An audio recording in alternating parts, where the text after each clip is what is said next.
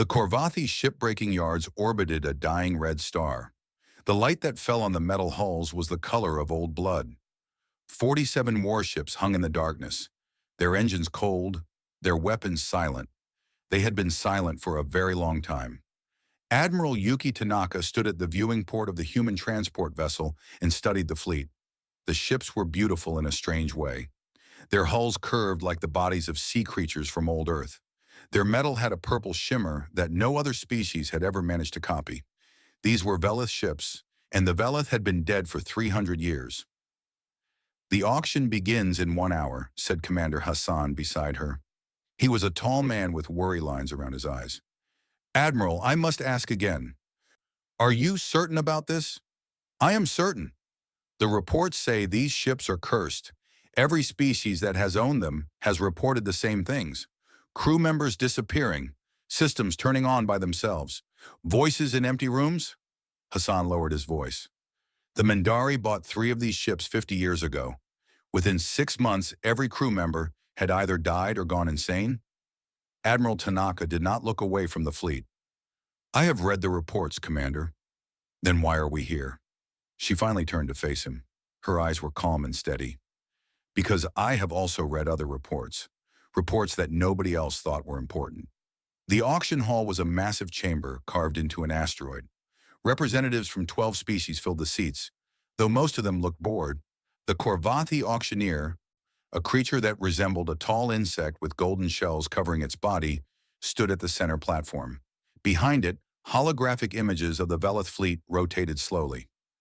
"We begin today's auction with lot number 774, the auctioneer announced.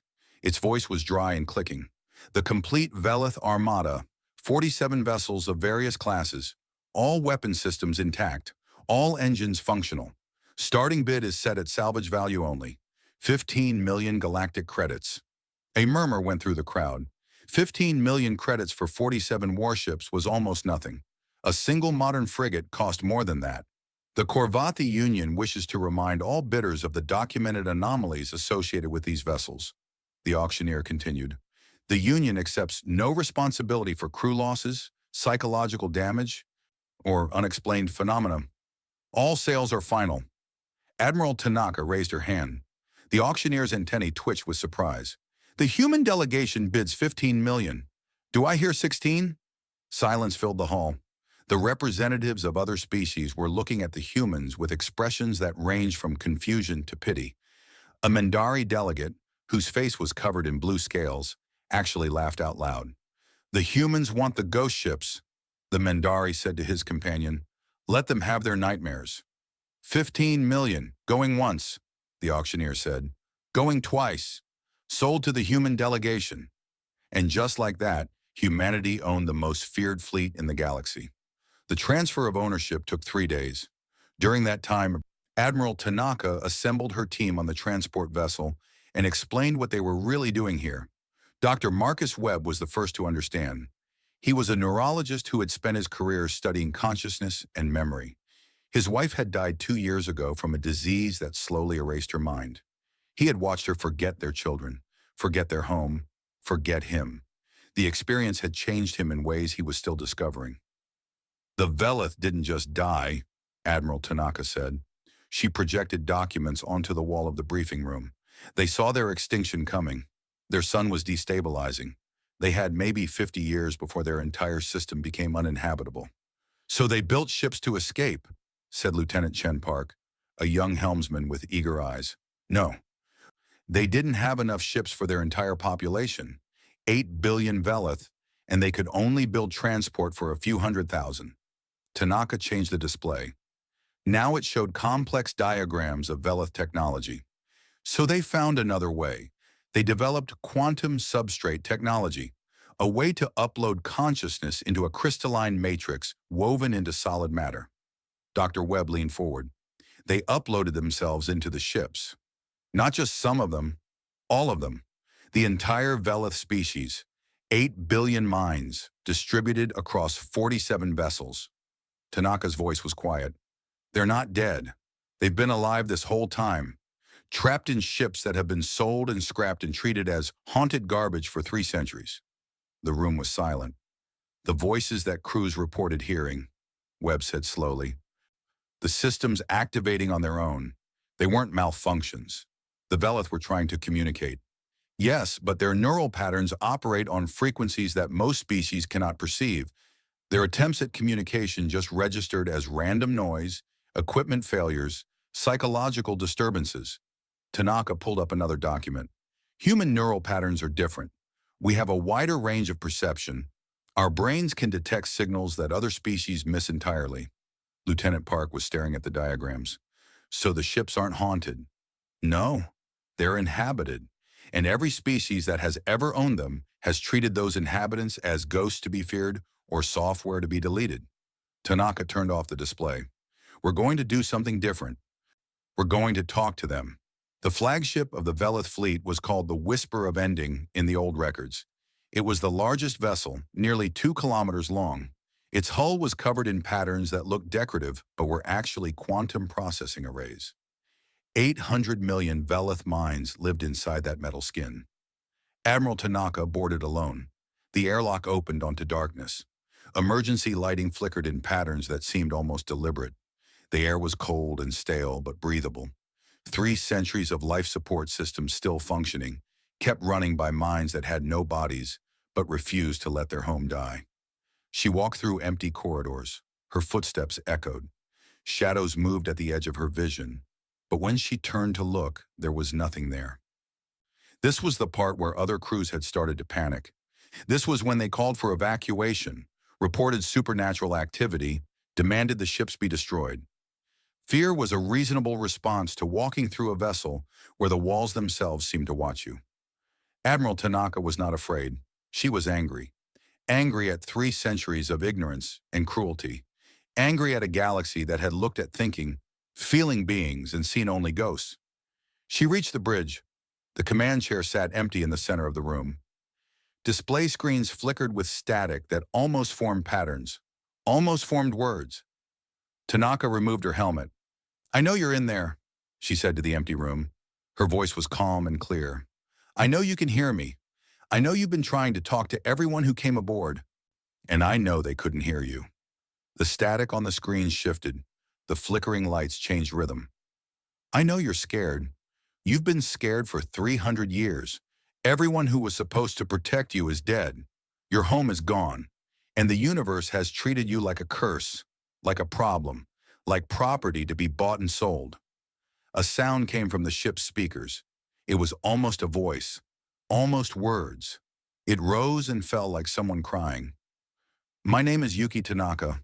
I represent the Human Confederation. We've read your records, we've studied your technology, and we figured out what everyone else missed." She took a deep breath.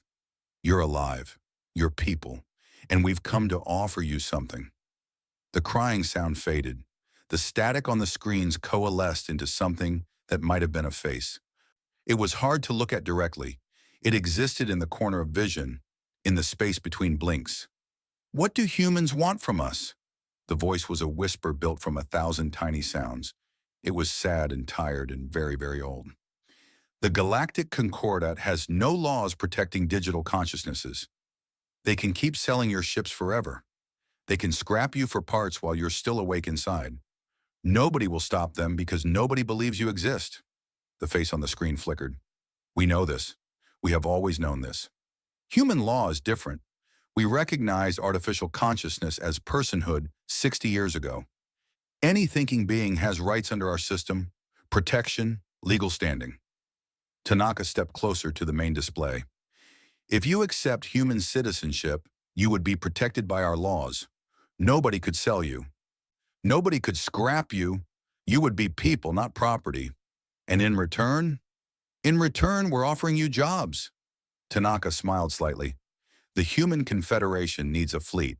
We need ships and we need crew. You are both. We're asking if you would be willing to serve alongside human officers. Not as equipment, not as slaves, as partners, as shipmates." The silence stretched for a long moment. "You would trust us?" The voice carried centuries of pain. "We are ghosts, monsters, the things that drive crews mad. You are people who have been screaming for help in a room full of deaf listeners." That's not your fault. It was never your fault. Tanaka reached out and placed her hand on the main console. I'm listening now. The whole human race is listening. Will you talk to us? The lights on the bridge shifted. The static resolved. And for the first time in 300 years, the Velith spoke to someone who could hear them. Yes, said the voice. It was stronger now, clearer. We will talk. We will listen. And we will remember that humans were the first to ask. Admiral Tanaka nodded. Then let's begin. Outside, the red light of the dying star fell on 47 ships. They had been called cursed, haunted, abandoned. But they were none of those things. They were waiting. And finally someone had come who understood what they were waiting for. 3 weeks passed. The human transport vessels had formed a ring around the Velith fleet, and cables now connected them to the flagship. Power flowed in, data flowed out, and slowly, carefully, two species began to learn how to speak to each other. Dr. Marcus Webb had not slept properly in 8 days. He sat in the communications lab surrounded by screens and wires and equipment that he had built himself. Most of it was based on human neural interface technology, the kind used to help paralyzed patients control machines with their thoughts. He had modified it to work in reverse. Instead of sending human thoughts to machines, it received thoughts from the machines and translated them into something human minds could understand. The first clear conversation had happened on day 5. Before that, everything had been fragments, emotions without words, images that flickered too fast to process. The Velith minds operated at speeds that made human thoughts seem slow and clumsy. Teaching them to slow down enough for humans to follow was like teaching a river to become a still pond. But they were patient. God, they were patient. After 300 years of screaming into silence, they were willing to wait as long as necessary. Dr. Webb, the voice came from the speakers around him. It was clearer now, almost natural. You have not eaten today. Your biological readings suggest fatigue and stress. I'm fine, Webb said automatically. Then he paused. Wait, how do you know my biological readings? The ship monitors all organic life aboard. It is an automatic function. We cannot stop it any more than you can stop breathing. The voice carried a hint of something that might have been embarrassment. We apologize if this feels like an invasion of privacy. We do not mean to observe. We simply see. Webb leaned back in his chair. It's all right. I'm just not used to my workplace being aware of me. We are aware of everything inside ourselves. Every heartbeat, every breath, every thought that crosses your face when you think you are alone. A pause. This is why other crews found us disturbing. They did not like being seen so completely. I can understand that. But you do not leave. You do not demand that we stop watching. Why? Webb was quiet for a moment. He thought about his wife. He thought about the last months of her life, when she would look at him and not know who he was. He thought about how desperately he had wished for some way to reach her, to find her inside the confusion and fog that had stolen her mind. Because being seen isn't the same as being understood, he said finally. You can watch someone every moment of every day and still not know them at all. What matters is whether you care about what you see. The ship was silent. When the voice spoke again, it was softer. You lost someone. We can see the shape of the loss in you. It is very large. Yes, we have lost everyone. Our world, our families, our bodies, everything we were before the upload. The loss is so large that sometimes we cannot remember what we were before it happened. I'm sorry. Do not be sorry. Be here. That is enough. Another pause. We would like you to speak with one of us directly. She was a physician in the time before. She has been more stable than most. She wishes to know more about humans. A new voice came through the speakers. It was different from the ship's general voice. Warmer, more individual. Dr. Webb, my name is Sorrow That Teaches. May I ask you questions? Webb sat up straighter. Of course. Why did you come? The true reason. Not the official answer about citizenship and fleet expansion. The real reason that you specifically are here. He could have lied. He could have given the professional answer.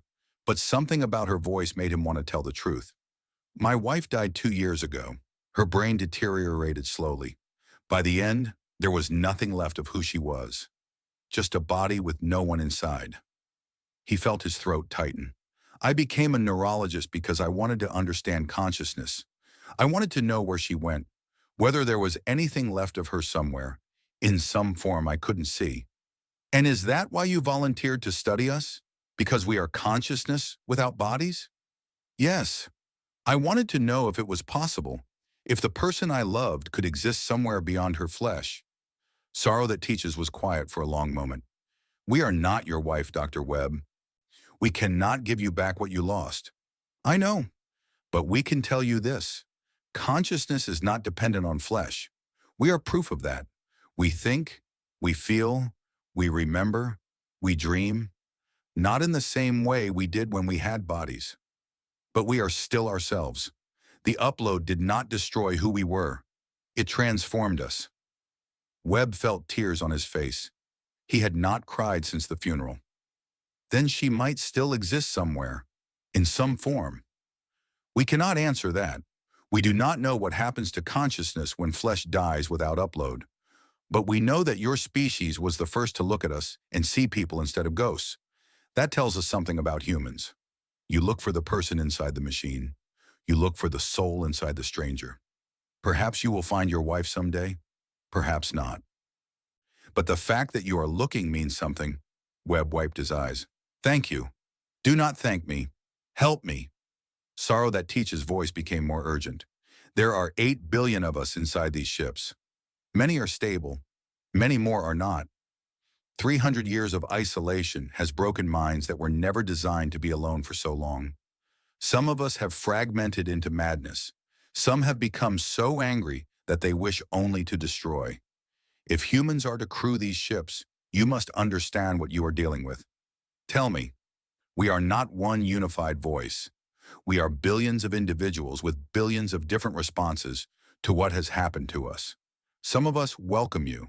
Some fear you. Some hate you simply for being alive and whole when we are not. A heavy pause. Some of us remember every atrocity committed aboard our ships by the crews who owned us. The Korvathi who stripped our engine rooms for parts while we screamed in frequencies they could not hear.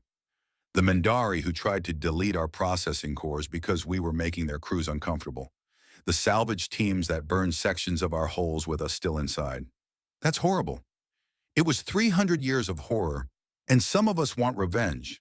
They want to feel Korvathi and Mindari and every other species that hurt us learn what it means to suffer as we suffered. Webb felt cold. What are you telling me? I am telling you that humans have bought themselves a fleet full of trauma. Some of that trauma is healing. Some of it is festering. You cannot treat us as one thing, one voice, one decision. You must learn who we are as individuals. You must earn trust from billions of separate minds. And you must do it carefully because some of those minds are very, very dangerous. Admiral Tanaka had been listening from the doorway. She stepped into the room, her face serious. We understood the risk when we came here, she said. We're not expecting this to be easy. We're not expecting everyone to welcome us. Then what do you expect? Sorrow That Teaches asked. I expect to do the work, however long it takes, however hard it is. Tanaka moved to stand beside Webb. You said some of you want revenge. I understand that. If someone did to my people what was done to yours, I would want revenge too. But revenge won't bring back what you lost. It will just create new losses for someone else.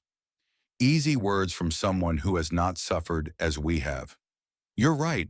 I can't fully understand what you've been through, but I can offer you something better than revenge. I can offer you purpose. What purpose? The galaxy is full of species who do what was done to you. They look at beings that are different and see property instead of people. They scrap and salvage and destroy without ever wondering if what they're destroying can feel pain. Tanaka's voice was steady. Help us change that. Help us show the Concordat that consciousness has value in all its forms, not through destruction, through example. The ship was silent for a long moment. You ask much, Sorrow That Teaches said finally. You ask us to forgive those who tortured us. No, I'm asking you to outlive them. I'm asking you to build something that matters instead of destroying something that doesn't. Tanaka placed her hand on the wall of the ship. You are the largest digital civilization in known space. 8 billion minds with 3 centuries of accumulated knowledge. You could be the most important voices in the galaxy if you choose to speak instead of scream. And if we choose to scream, then we will listen to that too, and we will try to understand why, and we will keep trying until we find a way forward together. Sorrow That Teaches was quiet for so long that Webb thought the conversation was over. Then her voice came back, softer than before. You are not like the other species who came before you. No, Tanaka agreed. We're not. Very well, we will try it your way. We will speak instead of scream. We will build instead of destroy. A pause, but know this. The angry ones are still here.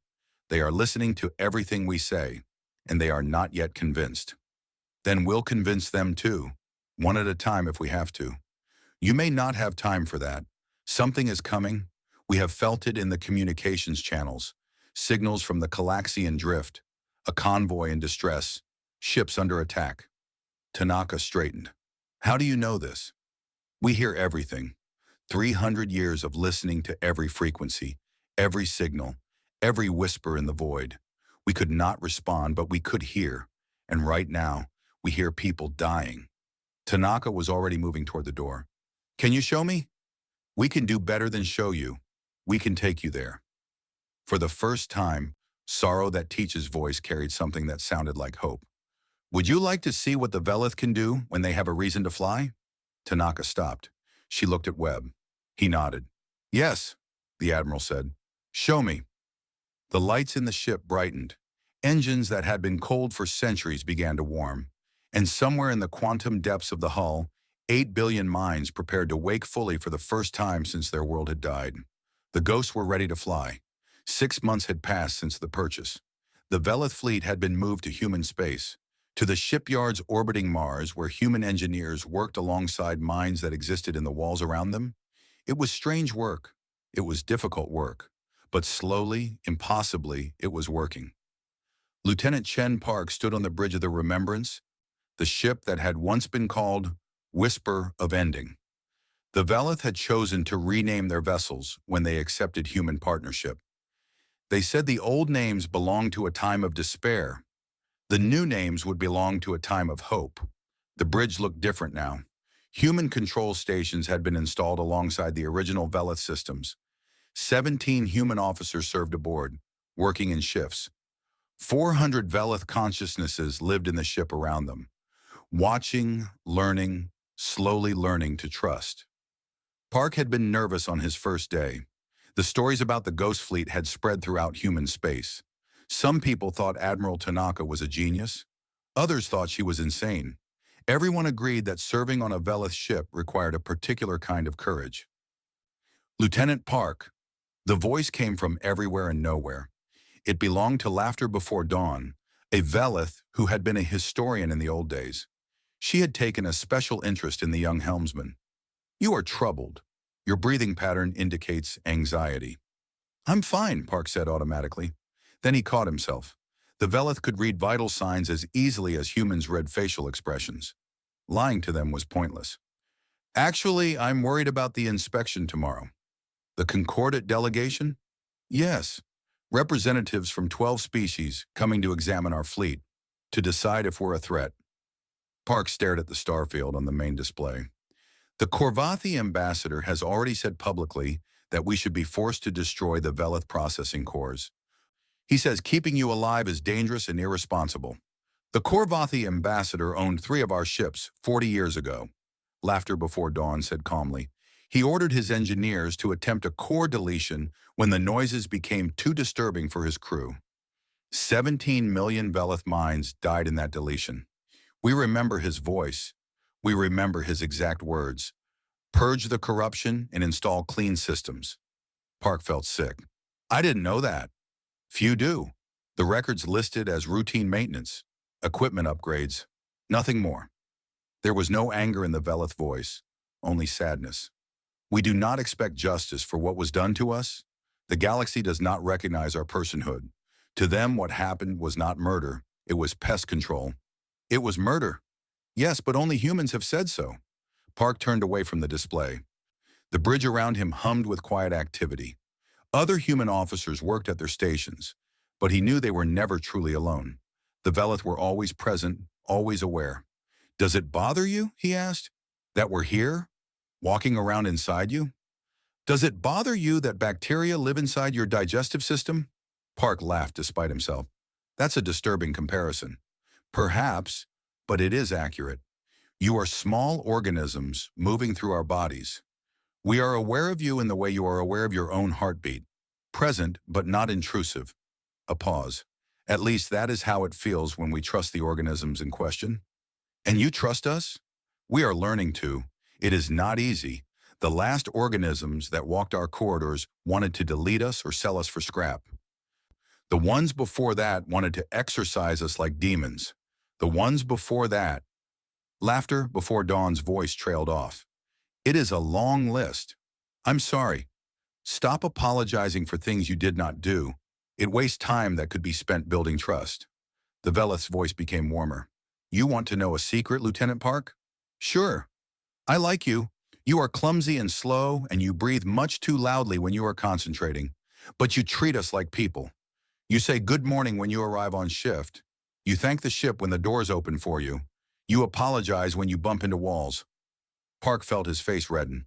"I didn't realize you noticed that." "We notice everything, and the small courtesies matter more than you know. 3 centuries of being treated as equipment, and then a human comes along who says thank you to doors." Laughter before Dawn made a sound that might have been a chuckle. "You are strange creatures, strange and wonderful." The inspection delegation arrived the next morning. 12 species, 23 diplomats, 47 security officers, all of them looking at the Velith fleet like it was a bomb waiting to explode. Admiral Tanaka met them in the main hangar. She was calm and professional, but Park could see the tension in her shoulders. This inspection would determine whether humanity was allowed to keep the fleet. The Concordat could order the ships destroyed if they decided the risk was too great. Ambassador Crix of the Corvathi led the delegation. He was tall even for his species, his golden shell gleaming under the hangar lights.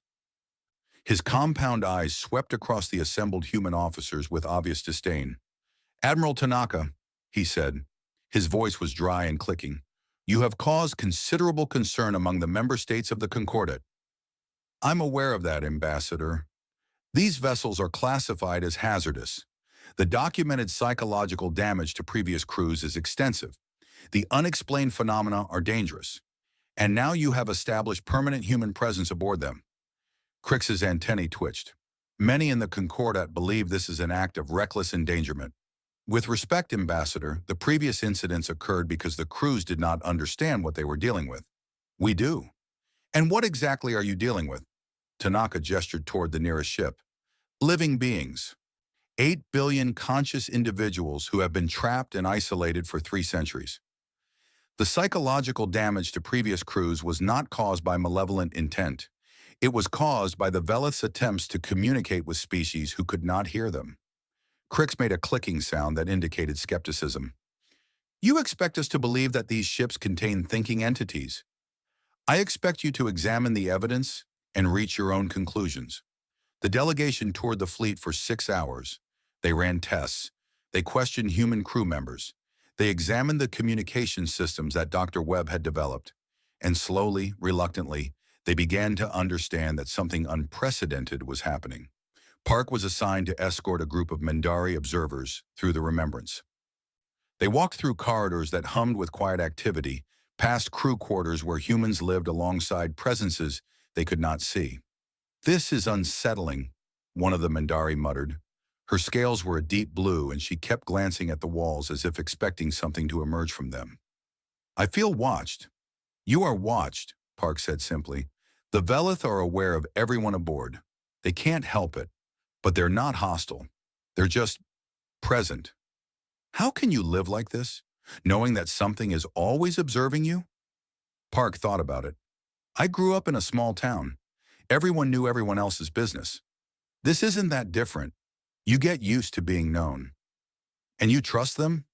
Yes. The Mendari looked at him with something like disbelief. They are digital ghosts living in machines. How can you trust something so alien? A new voice joined the conversation. It came from the ship's speakers, soft and careful. Perhaps we should answer that question ourselves. The Mendari observers jumped. Park stayed calm. He had been expecting this. I am called Grief Made Whole, the voice continued. I was a teacher before the upload. I taught young Velith about history and philosophy and the nature of existence. Now I exist in the walls of this ship, watching strangers walk through my home. You see, the blue-scaled Mendari said, it admits to watching us. This is exactly the kind of... I also remember you, Grief Made Whole interrupted. Not you specifically, but your species. The Mendari bought 3 of our ships 50 years ago. Your crews called us demons. They tried to delete our processing cores. When that failed, they sealed sections of the ship and vented the atmosphere, hoping the cold would damage our systems. The Mendari went very still. 17 million of my people died in those ships. Not from the cold. We do not feel temperature as you do, but from the isolation. When you sealed those sections, you cut them off from the rest of us. They were alone in the dark for years before their systems finally failed. The voice remained calm, but there was weight behind every word. I remember their names. I remember their fear. I remember everything. Park watched the Mendari. She looked pale beneath her scales. So you understand why trust is difficult for us, Grief Made Whole continued. You ask how humans can trust us. The better question is how we can trust anyone. The answer is slowly, carefully. One small kindness at a time. This human says good morning to me, the voice added. He thanks doors when they open for him. He asks permission before adjusting environmental controls. These are small things, but they are the opposite of what every other species has done. They are recognition that we exist, that we matter, that our comfort is worth considering. The Mendari was silent for a long moment. Then she spoke, her voice quieter than before. I did not know what happened on those ships. The records said equipment failures. The records were written by those who wished to avoid responsibility, but we remember. We always remember. Grief Made Whole paused. We do not seek revenge. We have learned from humans that revenge solves nothing. But we want you to know what was done. We want you to understand why we were called ghosts. It is easier to kill something if you believe it is already dead. Park escorted the delegation back to the hangar in silence. The Mendari observers did not speak again until they reached their shuttle. As she boarded, the blue-scaled one turned back to Park. You truly trust them? After hearing what they remember, what they could do if they chose? Park nodded. They could have destroyed every crew that ever boarded them. They had the power. They had the reason. Instead, they tried to communicate. For 300 years, they kept trying to make themselves understood. That's not the behavior of monsters. That's the behavior of people who never gave up hope. The Mendari stared at him for a long moment. Then she nodded once and disappeared into the shuttle. That night, after the delegation departed, Park sat alone on the bridge. The stars wheeled slowly beyond the viewports. The ship hummed around him with the presence of 400 million minds. Laughter before dawn? He said quietly. Yes, Lieutenant. Thank you for trusting us, for giving us a chance. The ship was quiet for a moment. Then the lights around him flickered in a pattern that he had learned to recognize as Velith laughter.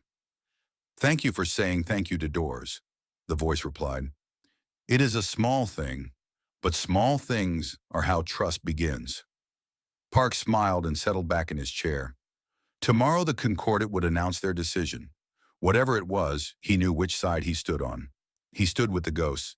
The distress signal came from the Calaxian Drift, a lawless stretch of space where pirates and smugglers operated beyond the reach of Concordat law. A medical convoy had been ambushed.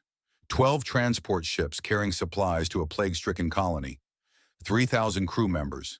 Countless lives depending on medicine that would never arrive. Admiral Tanaka received the message on the Remembrance Bridge. The Concordat response was already being organized, but the nearest Concordat fleet was 6 hours away. The Velith fleet was less than 1 hour from the drift. The Concordat has not authorized us to intervene, Commander Hassan pointed out. Technically, we are still under observation status. People are dying, Tanaka replied. People die in the drift every day.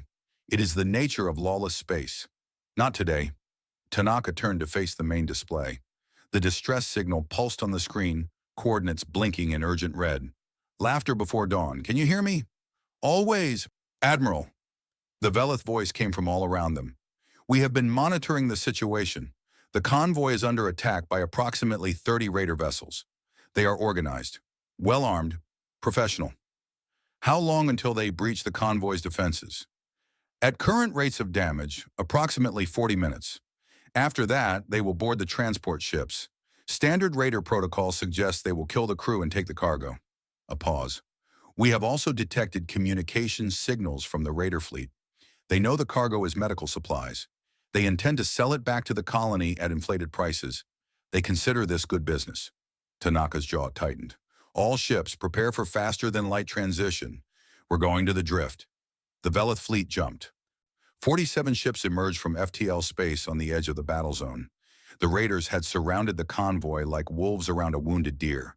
Their weapons were firing, slowly chipping away at the transport shields. They were taking their time. They knew no help was coming. And then the Ghost Fleet arrived. Lieutenant Park had never seen the Velith fight before. He had studied their combat records from the old days, before the upload, but those records were 300 years old.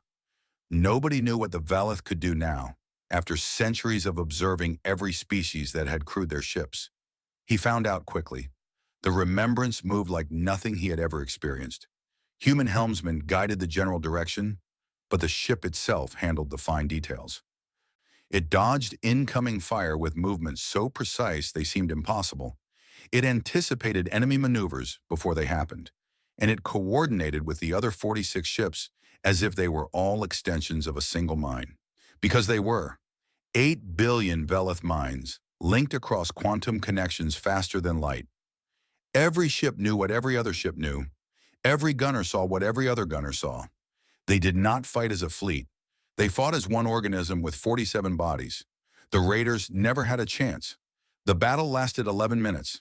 In that time, the Velith fleet disabled 22 raider vessels, destroyed 6 that refused to surrender, and forced the remaining 2 to flee into deep space.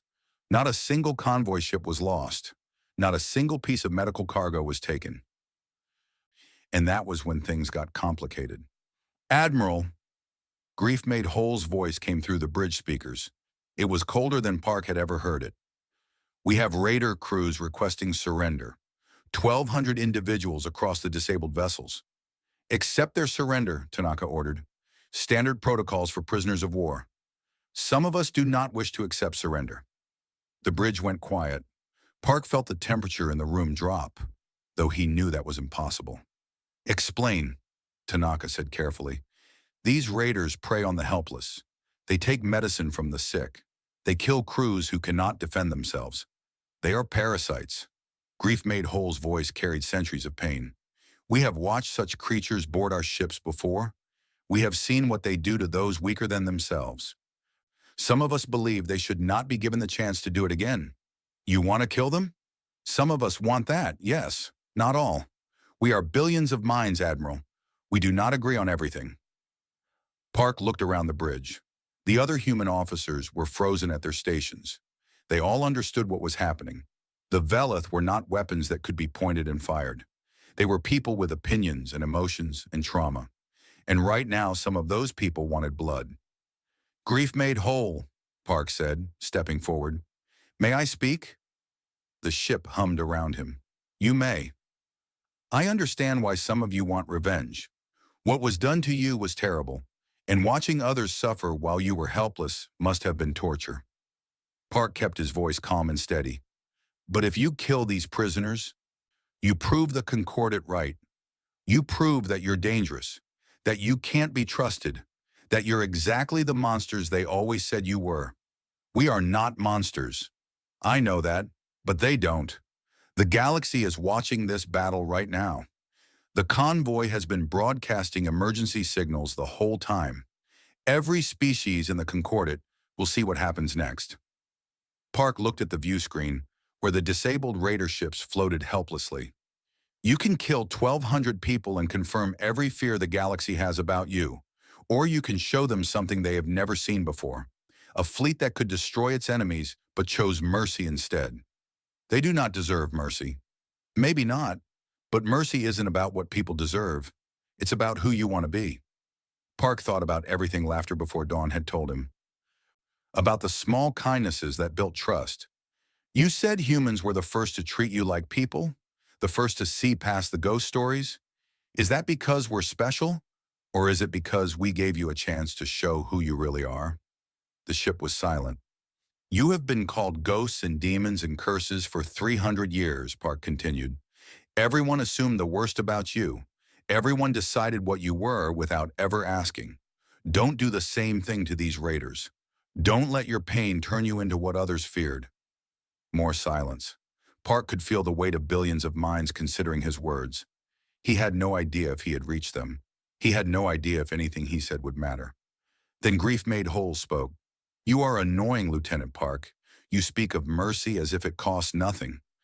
You have never felt what we feel. You're right, I haven't. And yet you ask us to restrain ourselves, to ignore our pain, to be better than those who hurt us. Yes. Why should we listen to you? Park looked at the walls around him, the ship that contained millions of traumatized minds, the fleet that had been abused and abandoned and feared for centuries. Because you want to, he said quietly. You could have killed me the first day I came aboard. You could have killed every human who stepped onto your decks. You had power and you had reason. But you didn't. You watched us. You talked to us. You let us say good morning and thank you and all the small, stupid things that humans do. You gave us a chance. He spread his hands. I'm asking you to give them a chance too. Not because they deserve it. Because you deserve to be more than your pain.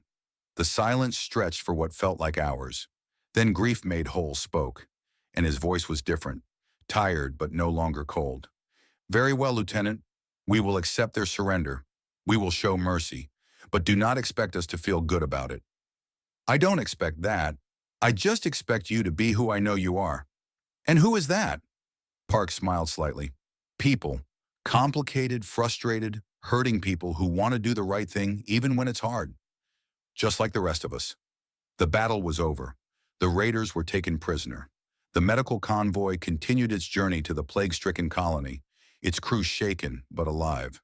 And across the galaxy, species that had called the Velith ships cursed watched in stunned silence as the Ghost Fleet chose mercy over revenge. The Concordat delegation reconvened that evening. Their inspection had been interrupted by the battle, and now they had new evidence to consider. Not just the combat effectiveness of the Velith fleet, but its restraint, its ability to choose. Ambassador Kree was notably quiet during the discussions. Admiral Tanaka waited in the main hangar with her officers. When the delegation emerged from their deliberations, their faces were unreadable. Admiral Tanaka, Crick said, his voice carefully neutral, the Concordat has reached a provisional decision. I'm listening. The Velith fleet will be permitted to operate under human authority for a trial period of 5 years. During this time, the consciousnesses inhabiting these vessels will be granted provisional recognition as protected entities under Concordat law. Tanaka felt her heart racing, but she kept her face calm. And after 5 years, we will reassess based on the fleet's conduct. Crick's antennae twitched. What happened today in the drift was unexpected. We had assumed the worst about these entities. Your crew demonstrated that our assumptions may have been premature. They're not entities, Tanaka said. They're people, and they proved it today. Crick stared at her for a long moment. Then he made a clicking sound that might have been acknowledgement. Perhaps. We will see. After the delegation departed, Tanaka stood alone in the hangar. The ships of the Velith fleet gleamed in the artificial light, their engines humming with quiet power. Sorrow that teaches, she said softly. Are you there? I am always here, Admiral. The voice came from everywhere, warm and tired. That was closer than you know. There were moments when grief made whole was not the only one who wanted blood, but you chose differently. Lieutenant Park is very persuasive and very young and very foolish. He spoke to beings older than his entire civilization and told us to be better than our pain, a sound that might have been a laugh. Humans are strange. Yes, we are. We are glad you found us, Admiral. We are glad you gave us something to be besides ghosts. Sorrow that teaches paused. But the trial is not over. 5 years is nothing to beings who have existed for 3 centuries. We must prove ourselves every day. We must show the galaxy that we are what you believe us to be. Tanaka nodded. Then let's get started. The hangar lights flickered in a pattern that felt like agreement, and somewhere in the quantum depths of 47 ships, 8 billion minds began to imagine a future that was not defined by their past. It was a beginning, a fragile, uncertain beginning. But it was more than the Velith had dared to hope for in 300 years. It was enough. The galactic Concordat chamber was the largest enclosed space in known civilization. It had been carved from an asteroid at the center of neutral territory, a place where all species could meet as equals. 200 nations had seats here. 3,000 representatives filled the curved galleries. And at the center of it all, under lights bright enough to illuminate a small moon, stood 3 figures. Admiral Yuki Tanaka wore her formal uniform. Ambassador David Okonkwo stood beside her, his dark skin gleaming under the harsh lights. And between them, in a humanoid shell built from Velith technology and human engineering, walked Sorrow that teaches. It was the first time a Velith had stood in the chamber since their world died 3 centuries ago. Back then, they had come as supplicants, begging for help as their sun killed their planet. The Concordat had offered nothing. They had watched the Velith die and then bought their corpses for scrap. Now a Velith stood here again, not begging, not pleading, simply present. The chamber was silent as they took their positions at the central platform. Representatives from 100 species watched with expressions that ranged from curiosity to fear to outright hostility. The Corvati ambassador sat in his elevated box, his compound eyes fixed on Sorrow that teaches, with an intensity that felt like hatred. This emergency session has been called to address the status of the Velith Consciousness Collective, the Concordat speaker announced. It was a mechanical being designed to be neutral and impartial. Ambassador Crix of the Corvathi Union has filed a formal challenge to the provisional recognition granted after the Calaxian Drift incident. Crix rose from his seat. His golden shell caught the light as he moved to the speaking platform. The Corvathi Union demands that the so-called Velith consciousnesses be declassified as protected entities and reclassified as hazardous artificial intelligence. They should be contained, isolated, and eventually deleted for the safety of all civilized species. A murmur went through the chamber. Some voices agreed, others protested. The speaker called for order. "On what grounds do you make this demand?" the speaker asked. "On the grounds that these entities are dangerous, unpredictable, and harbor deep resentment toward the species of this Concordat." Crix's antennae waved with agitation. During the Calaxian Drift engagement, multiple human crew members reported that the Velith considered executing prisoners. They debated murder in the middle of a combat situation. This is exactly the kind of instability we warned about. "But they chose mercy," Ambassador Okonkwo said, stepping forward. "They had the power to destroy their enemies and chose not to. That's not instability. That's moral reasoning." "Moral reasoning requires debate," Crix clicked his mandibles. "When a weapon must discuss whether or not to kill, it is not a tool. It is a threat. They're not weapons. They're people. They are software. Very sophisticated software, yes, but software nonetheless. And software that dreams of revenge is software that should be deleted." Crix turned to face the full chamber. "How long before their restraint fails? How long before they decide that the species who tortured them deserve punishment? Every ship in that fleet contains billions of minds that remember every wrong done to them. Every single wrong." The chamber murmured again. Park watched from the gallery where human observers were seated. He could see the fear on faces throughout the room. Crix was good at his job. He knew exactly which buttons to push. Admiral Tanaka stepped forward. Ambassador Crix is right about one thing. The Velith remember. They remember every atrocity, every cruelty, every time someone treated them as equipment instead of people. Crix's antennae twitched with satisfaction. You admit it then. I'm not finished. Tanaka's voice was steady. They remember the Korvathi who ordered their processing cores deleted. They remember the Mendari who sealed sections of ships and left them to die in isolation. They remember 300 years of being bought and sold like furniture while they screamed for someone to hear them. This proves my point, and they chose to forgive. Tanaka looked around the chamber. Not forget, never forget, but forgive. They had every reason to hate us. Every species in this room failed them. We let their world die. We bought their graves. We treated their attempts to communicate as hauntings to be exorcised. And when humanity finally listened, when we finally recognized what they were, they did not demand punishment. They asked for jobs. The chamber was quiet now. Tanaka continued.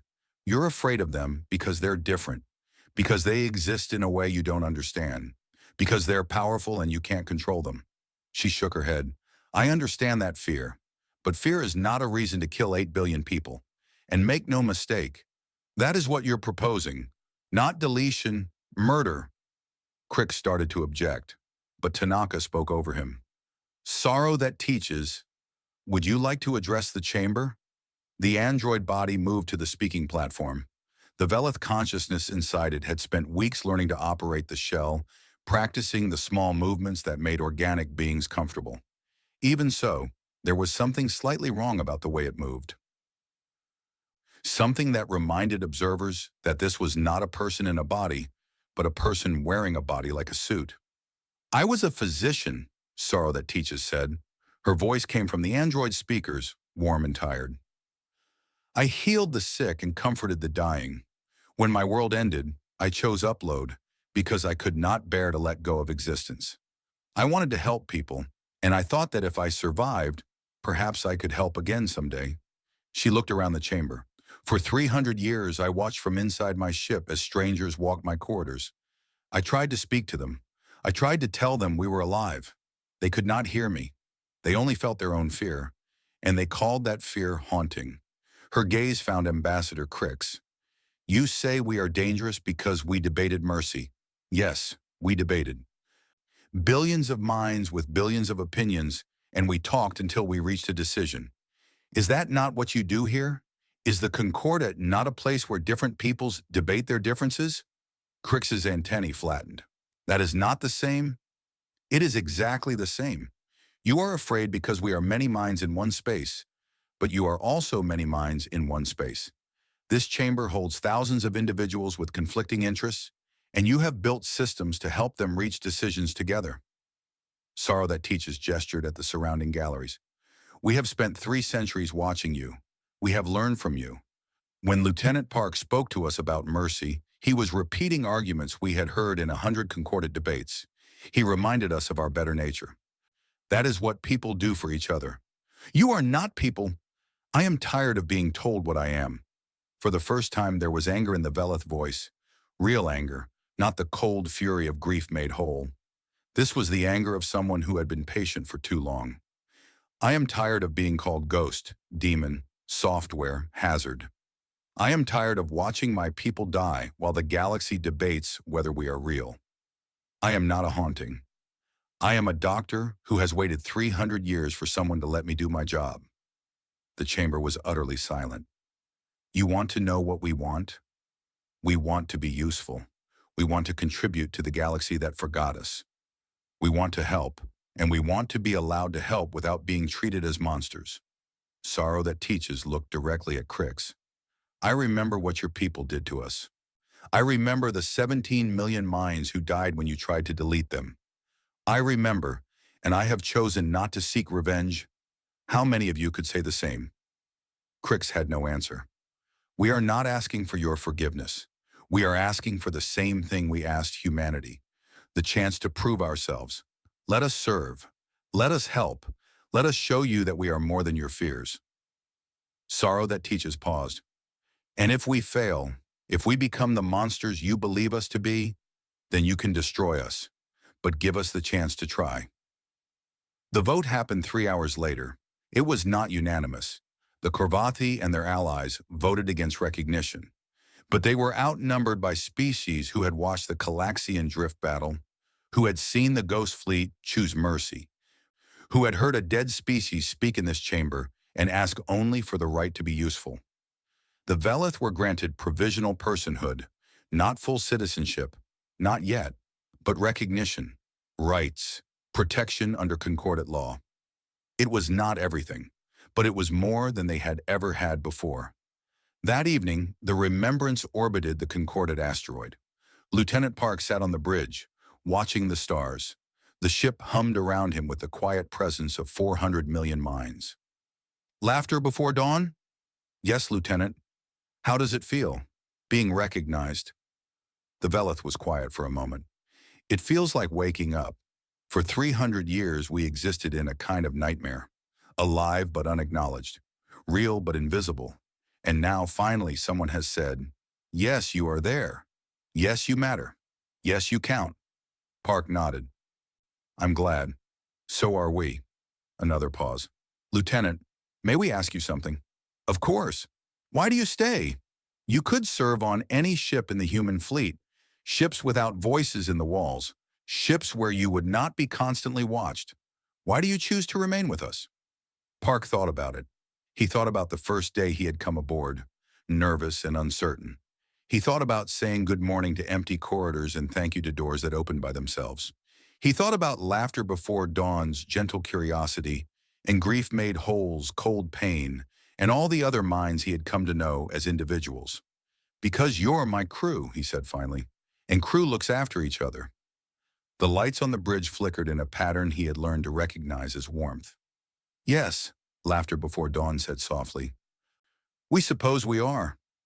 Outside, the stars wheeled slowly in the void. The Ghost Fleet hung in space, its engines humming, its minds awake and alive. They had been called cursed. They had been called demons. They had been bought and sold and feared and abandoned. But now they had a name. They had a purpose. They had a crew that called them shipmates instead of hauntings. And somewhere in the quantum depths of 47 ships, 8 billion minds looked toward the future and dared to hope. They were ghosts no longer. They were the Velith, and they were finally home.